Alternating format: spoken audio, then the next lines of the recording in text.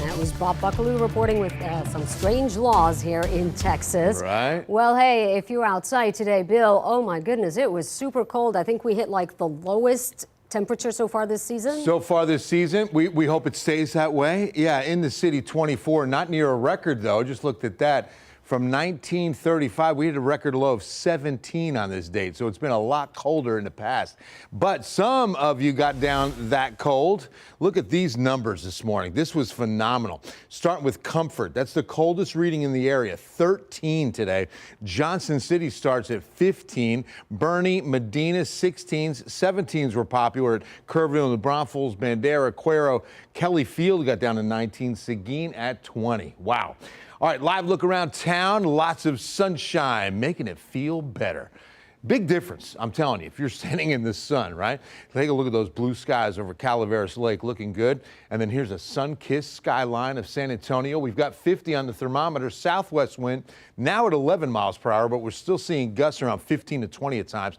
Dew point still on the low side at about 22. Let's take a look at the hour-by-hour forecast. Heading through the evening, there'll be a mix of some clouds at times, but mostly clear as we get down to the mid-30s by midnight. Some of you will be at freezing at that point for sure. And then on our way down to 29 in the city tomorrow morning, 28 Randolph Air Force Base. So keep this in mind. All of your freeze precautions should be taken again tonight, even tomorrow night. We're going to hover right around 29 or 30 the next two mornings. 23 Bernie, 22 Bandera, 26 Hondo, 28 at Stinson. All right, let's talk about this weather pattern. Pretty quiet. We've got a northwest flow, a lot of action to the north, but in the upper level pattern as we get into next week, and really the final week of January, look at this huge cutoff low that's going to develop out to the west. This is going to mean several days of rainfall. Whenever we say a cutoff low, that means it's cutting itself off from the main jet stream flow. So we just have to wait for it to move out when it decides to. They're pretty stubborn. I mean, typically the upper level pattern will carry these systems through, but when they're cut off from that upper level pattern, they can sit still for a while. So we've got a lot of rain in the next 7 days for East Texas, and it is rain, by the way, everything liquid. But here, this isn't looking too bad in the next 7 days. Again, this pattern is days away from starting. It's really next week.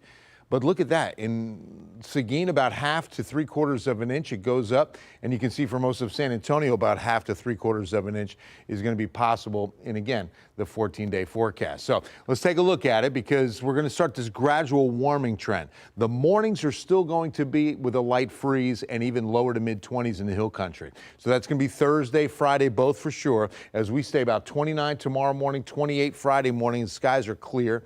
And then look at the afternoons for mid-50s. We're going closer to 60 on Saturday, and that's also going to be when we're above freezing in the city, but another light freeze in the Texas Hill Country. By Sunday, clouding up, and we'll bring in the chance, about 20% as we hit about 62. Then 20 to 30% chances to wrap up midweek and the final Wednesday of January. The final 2 days of the month are the best chances of rain. Thursday, Friday, and it looks like a cold rain on Friday the 31st before we set up a decent looking weekend, that being the first one of February. Roxy, you've been following this brush fire off Interstate 10. A lot of emergency vehicles still on the scene.